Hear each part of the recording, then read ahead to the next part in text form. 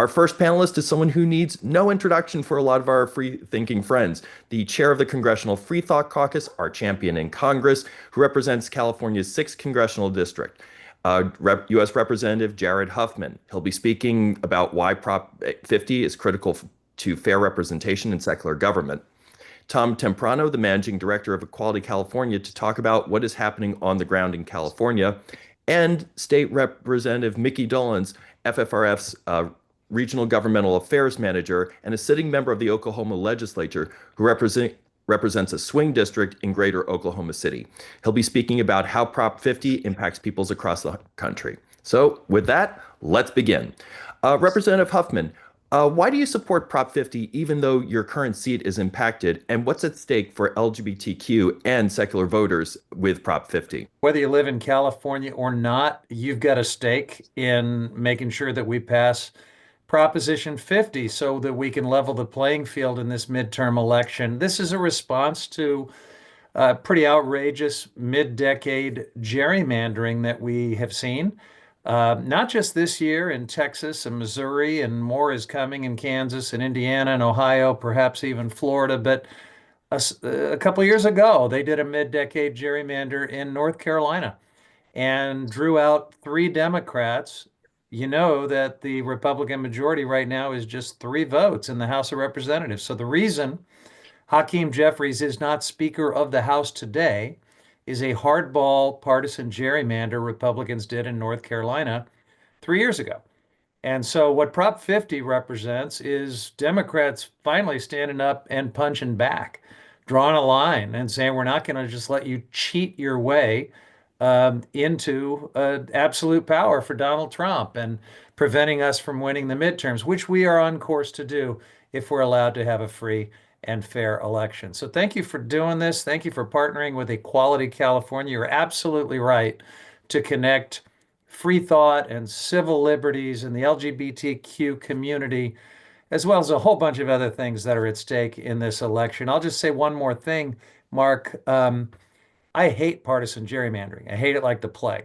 California has a really good model of independent redistricting. I supported it a decade, actually well over a decade ago when it went on the ballot. I did it against my own political party because I really don't like partisan gerrymandering, but I did it at a time when we thought that California would set the standard and lead the rest of the country in moving towards independent redistricting everywhere.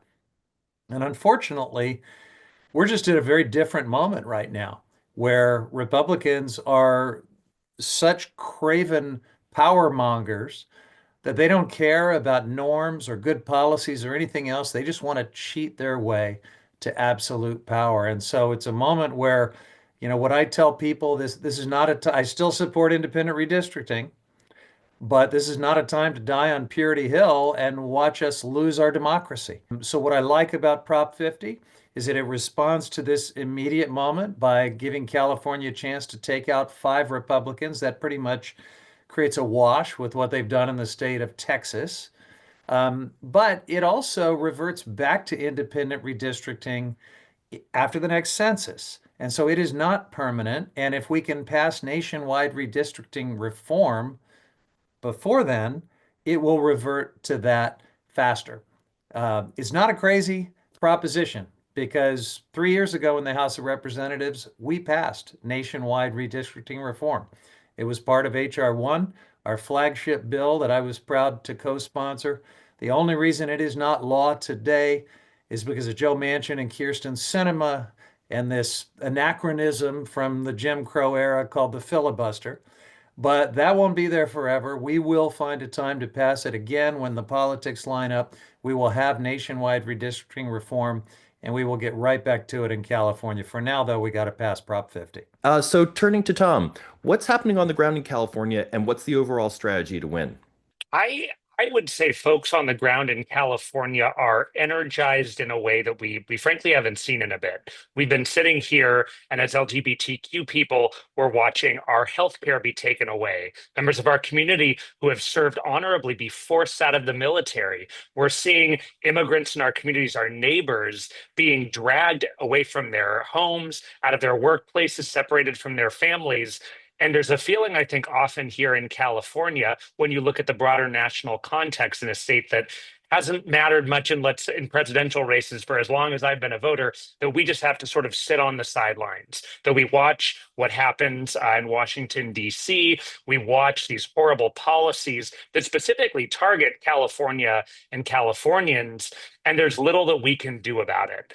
And I think, to the points that the congressman made, Proposition 50 has squarely put the future of the House of Representatives in the midterm election, which to many of us feels like the future of our democracy, the future of our basic civil rights and dignities, squarely into the hands of California voters, which isn't a feeling that we're used to here. And so folks are excited. We're seeing really incredible coalitions form among advocacy groups like ours, amongst the Democratic Party, Democratic clubs, civil rights groups. Folks are engaged at the sort of organizational level. But again, I'm seeing people who, I think have just spent the last 10 months feeling like we're in some sort of walking nightmare, but aren't a part of any group, have never maybe even donated to a political campaign, but they're reaching out saying, hey, I want to do something to stop Donald Trump. I want to stop what I'm seeing happen in my communities. How can I help out with Prop 50? So we're seeing a really big groundswell of support, which is what we're going to need to win. I'm sure we're going to get into it, but really, unlike most elections we've seen, people know about this. For the most part, they've made up their minds about Proposition 50, largely along partisan lines. We're going to have to do less convincing in this election than I've ever had to do in an election that I can remember. But it's really about getting people out. And so seeing that the really sort of energized voters in California out there feeling like our vote matters, feeling like we have a shot at winning back the heart of our country and stopping the horrible things we're seeing in our communities has given me some real energy and hope headed into November 4th. Fantastic.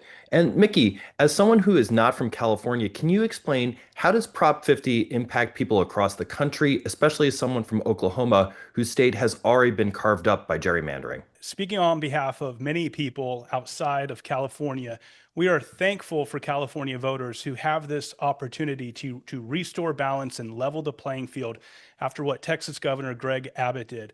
I'm from Oklahoma, one of the reddest states in the country, but we're lucky in that we're one of 26 states that has the power of the citizen-led ballot initiative process.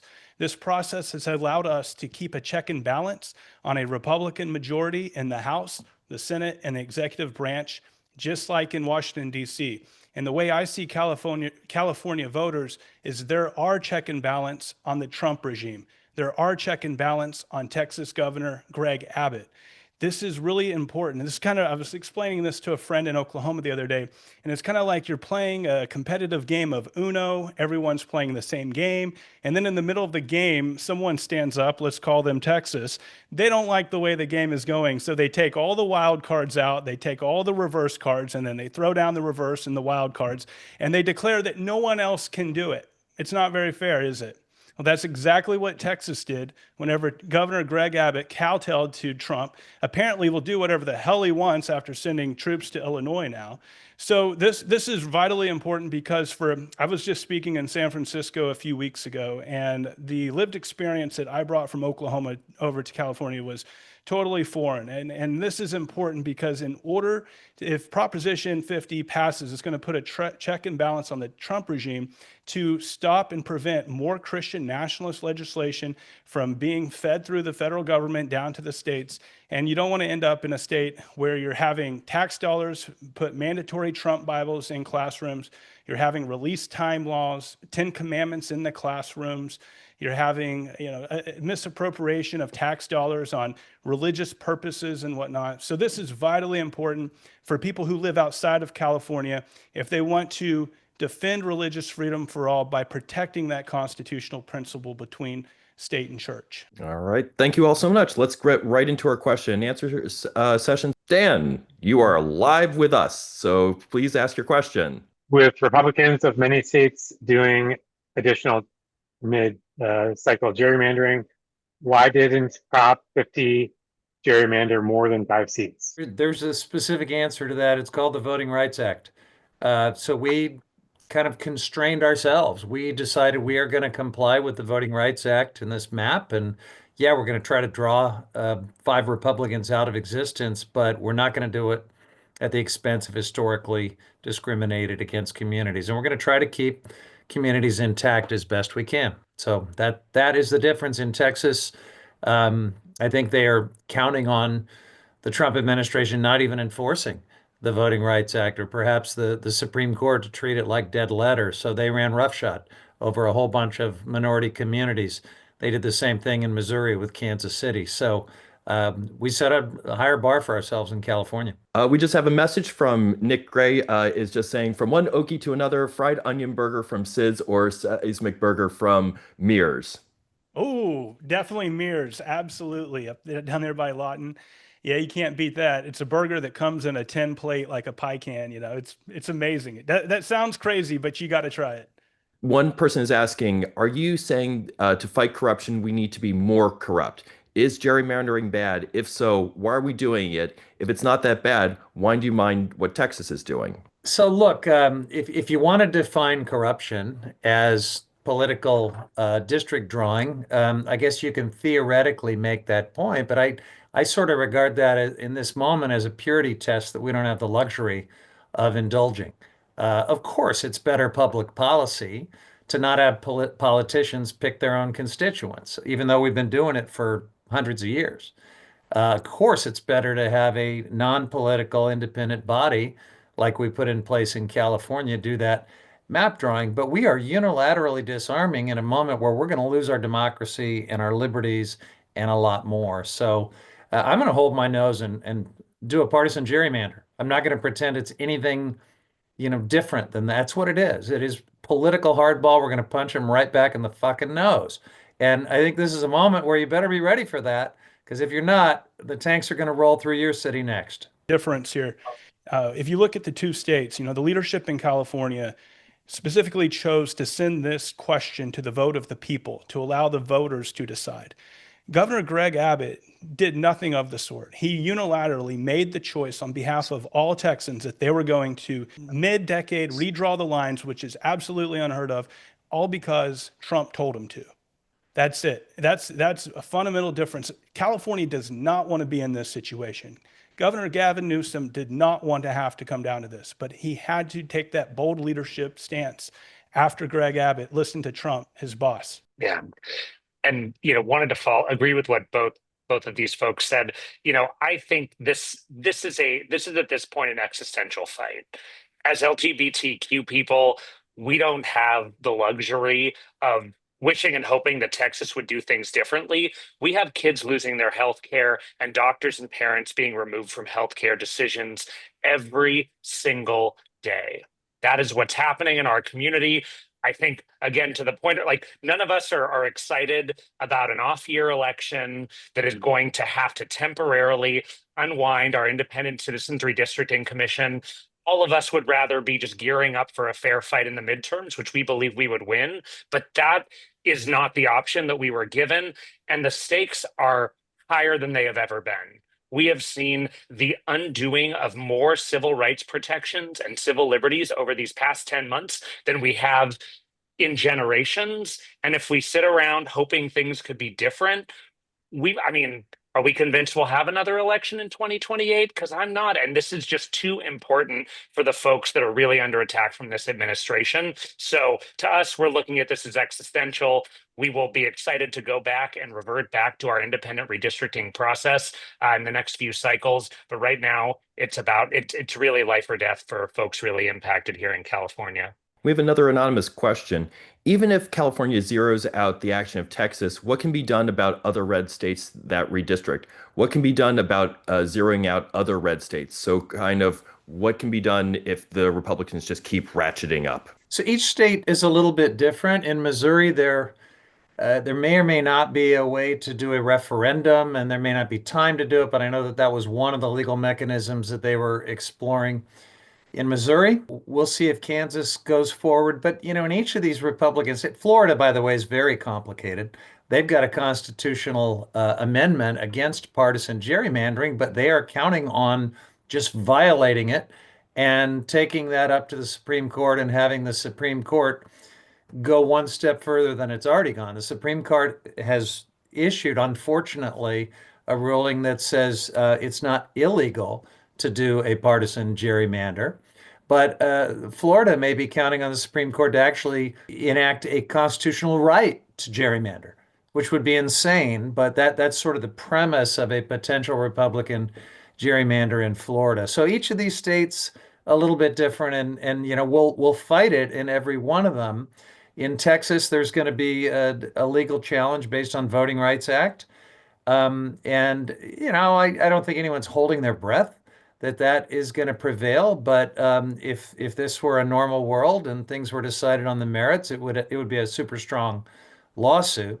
If they do not prevail, though, Texas was so aggressive in their partisan gerrymander that they may have walked themselves into what we call a dummy mander, meaning that they were trying so hard to screw Democrats that they put maybe an equal number of Republicans at risk, especially if it's a blue wave election.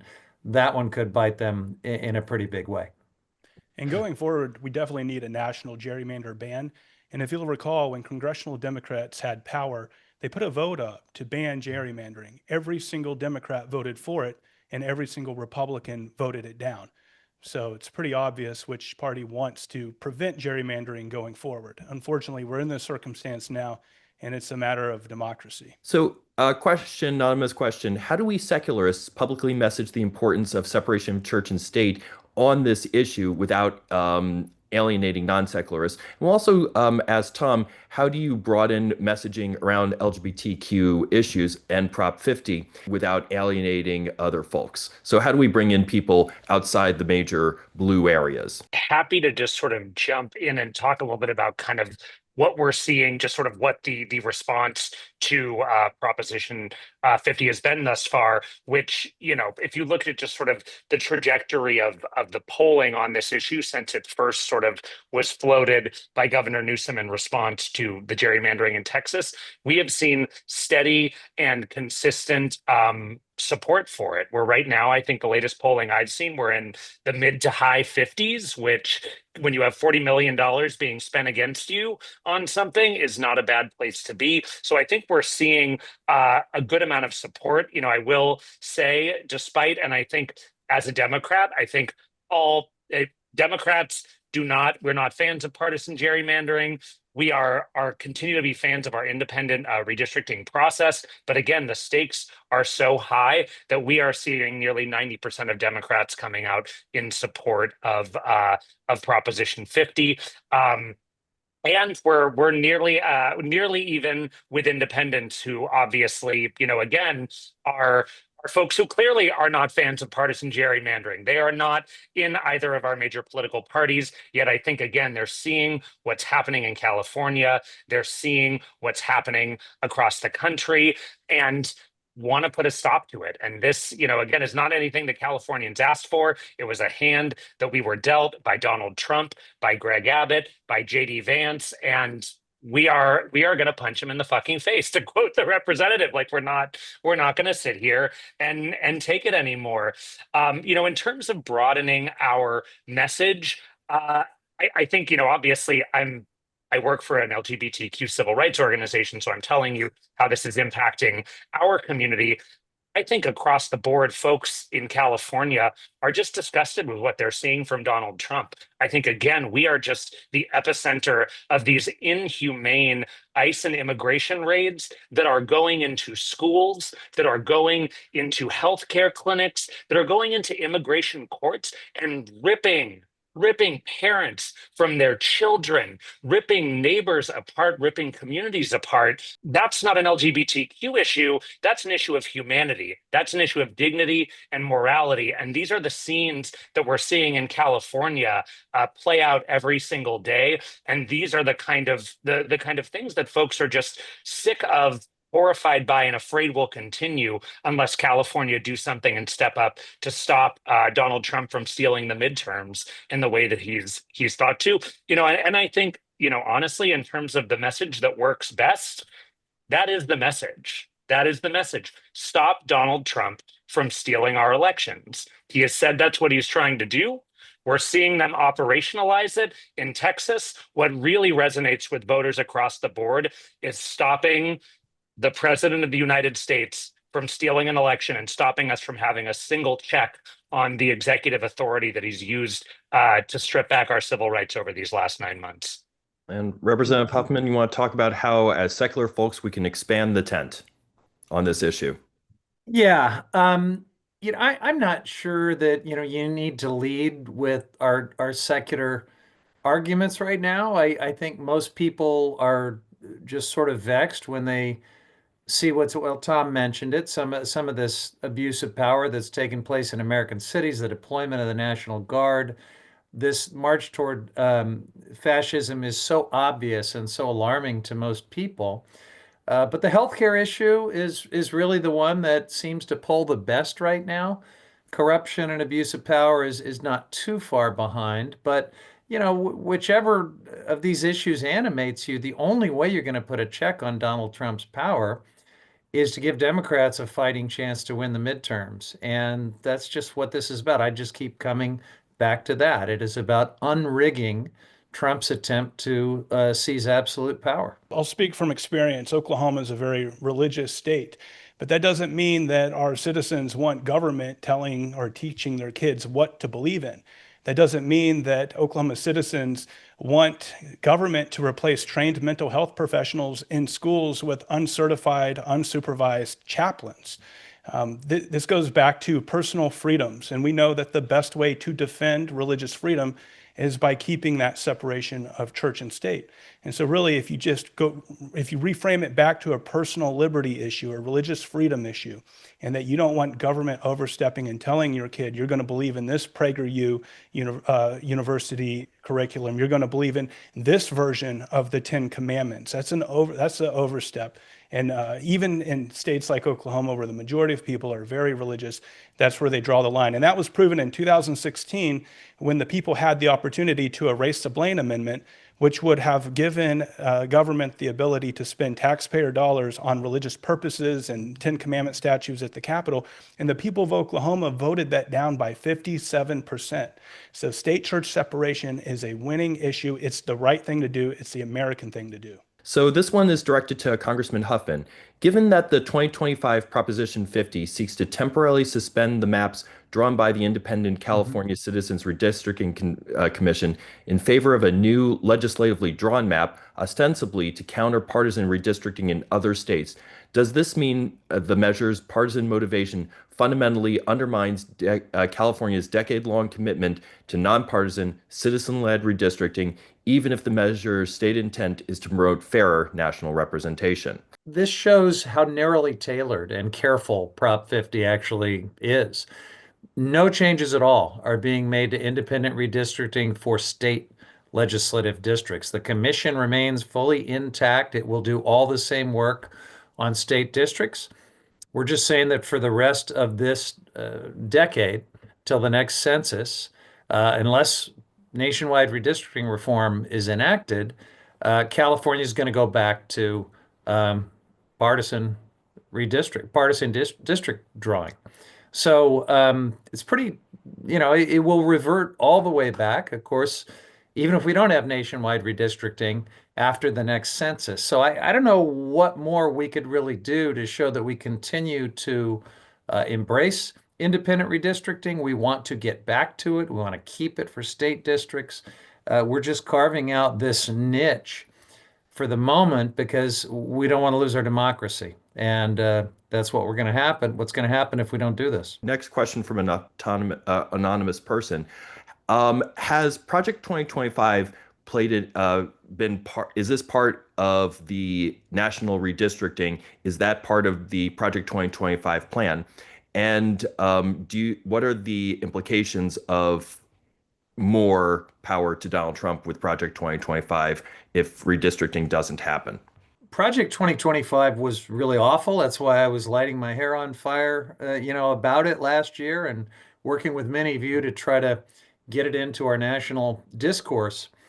But I don't remember Project 2025 talking about redistricting per se. So I can't claim that, the gerrymander that they're doing was somehow in the Project 2025 blueprint. You can check me on that, and maybe I missed something. They were talking about all kinds of other awful things.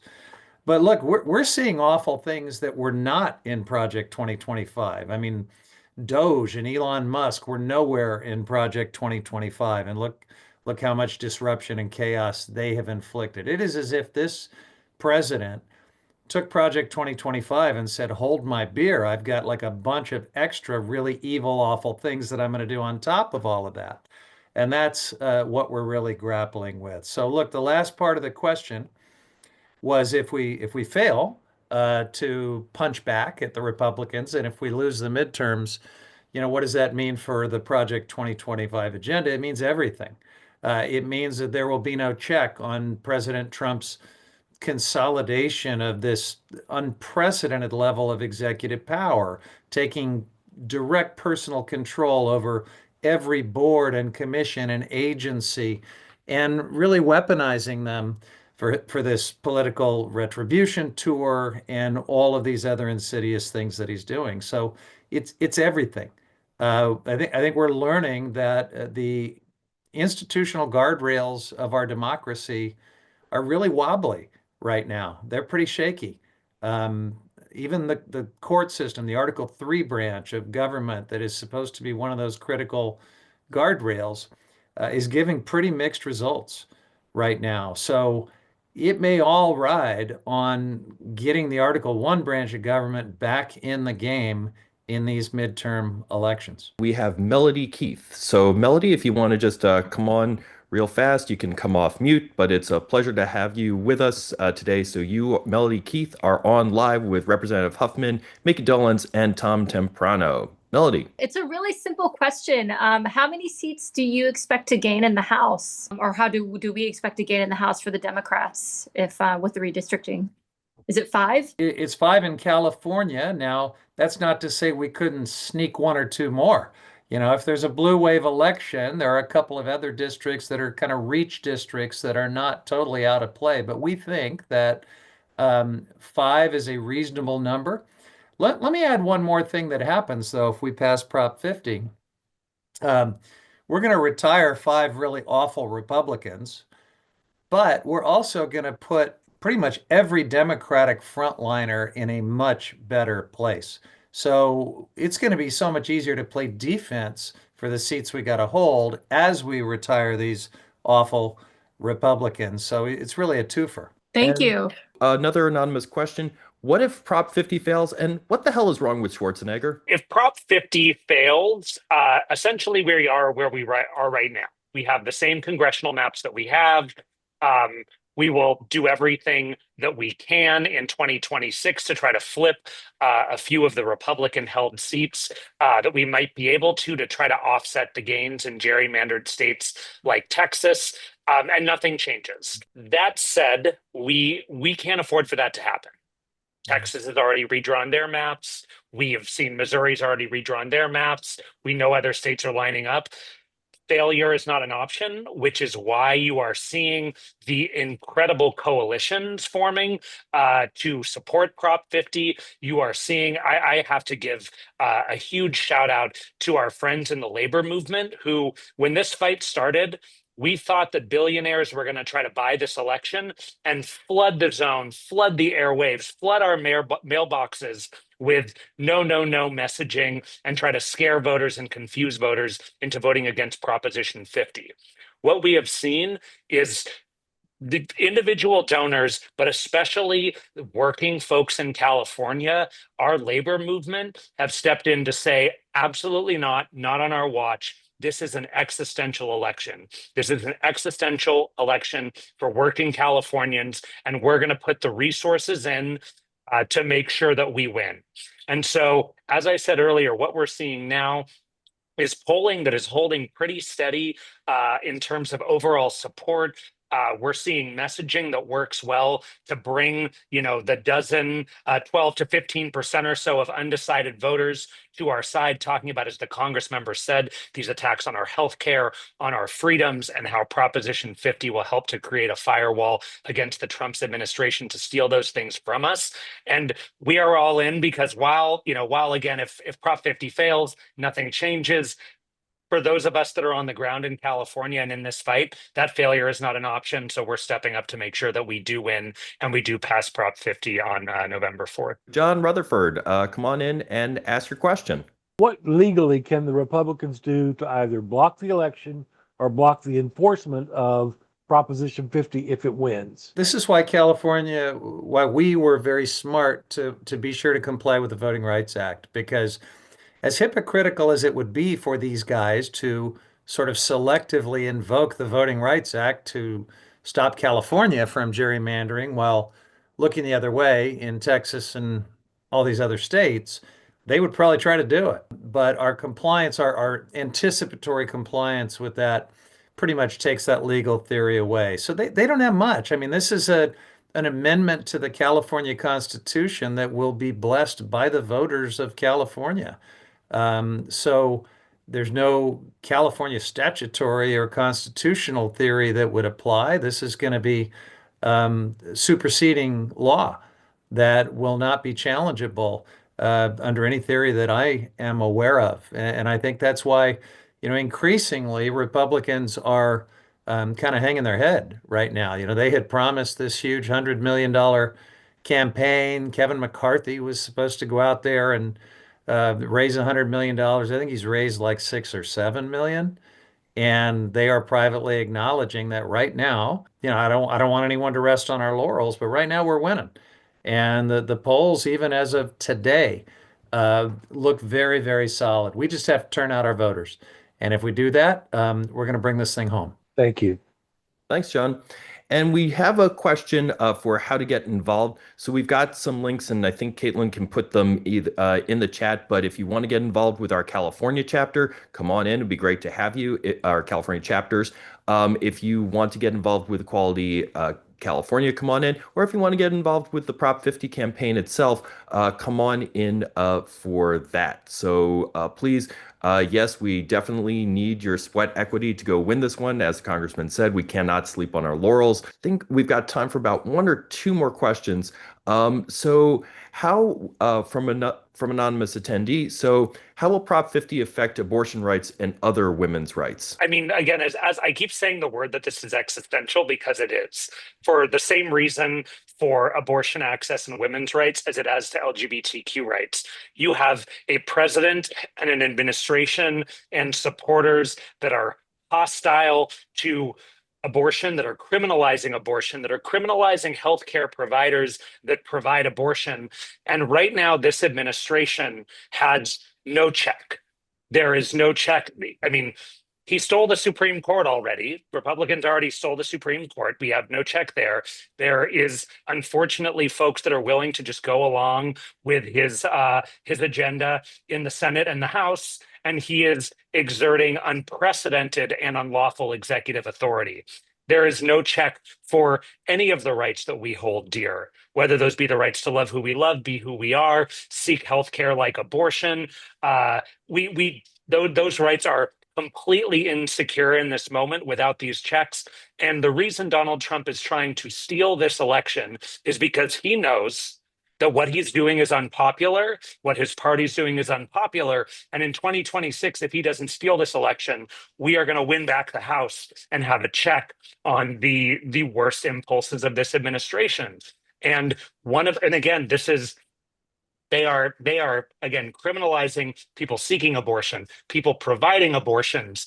This is what we're seeing in real time. And if we want to stop that among the litany of other horrors that we're seeing, our only shot is to stop him and Republicans in states like Texas from stealing these midterm elections and get us a House that will actually stand up to what this administration is trying to do. And for a final question, it's going to come from me. So to everyone on the panel, as you said, things are looking good. We need to work hard, stay focused, stay motivated, and here we go. And we think we can bring this one in. So Representative Huffman, Tom, and Mickey. So when we win, how are you going to celebrate? Well, if we win, I'm going to have a very different district, and I think one of the questions asked about this. So. I am one of those Democrats that has agreed to take one for the team. I have the most perfect congressional district in America right now.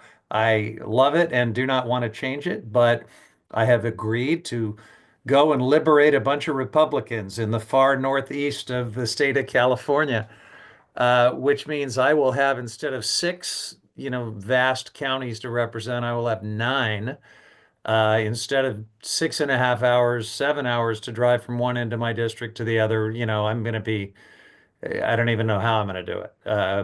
So I'm going to be a very busy guy, but I'm not going to celebrate much, Mark. I'm going to get to work reaching out to all these new communities and meeting folks and trying to liberate them from Doug LaMalfa. Well, at the top of the show, my fellow Oklahomie mentioned cheeseburgers, and he's got me hungry now, so I think I'll celebrate by going down to Lawton and having a Mears cheeseburger.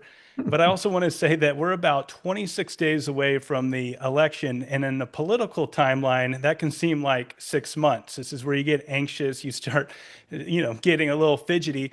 There's a lot of opportunities to get out there. I donated to the cause a few days ago, and if anyone has, I'm sure you're getting the text messages, but there are plenty of opportunities to get out there and to, if you don't live in California, you can do phone banking. There you can pitch in. Even $10 goes a long ways. I mean, there's so many, and that campaign will give you all of the ideas and the coordination. I've had already a couple people reach out to me today after I donated about getting in a phone banking system. And so that is, being proactive is the best way to manage your nerves as you're approaching election day. I will celebrate by taking a nice, relaxing drive through the congressman's district. He has a gorgeous district now. The new district, also, those new parts, also gorgeous, even if sometimes we don't love their politics. And then I'm going to get to work because Prop 50 is the first step. Then we have to go and we have to win these seats in 2026. So I'll drive through his district, get ready to knock on some doors, then head to the Central Valley, head to the Inland Empire, head to Orange County, head to San Diego, and make sure that we actually do send these anti-everything Trump Republicans packing in the midterms with these new maps. Well, thank you all so much for joining us tonight. We really appreciate it. I'm Mark Dann for the FFRF Action Fund, and want to thank our panelists, U.S. Representative Jared Huffman, Oklahoma State Representative Mickey Dollens, and Equality California Manager Tom Temprano for joining us on the panel today. Also, a very big shout out to Caitlin Beret, who managed the Zoom guides pretty effectively. So Caitlin, thank you very much for making all this happen. Also, our fantastic Director of IT, Scott Nickelbein. So thank you so much, Scott, for all of your work we're doing. If you want to continue the discussion on Prop 50, fantastic. Look for, in the very, very near future, a special episode of Free Thought Radio with Dan and Annie Laurie Gaylor and Dan Barker. We will be having another Congressional Free Thought Caucus member, also from the great state of California, Zoe Lofgren, the Dean of the California delegation. So look for that as well, to give us a little bit of an inside look of how Prop 50 came to be. If you live in California where voting is already happening, please vote yes on Prop 50 and do what you can to promote Prop 50 to your friends, neighbors, colleagues, and please join FFRF, Equality California, or the campaign itself. Thank you all so much and have a wonderful evening.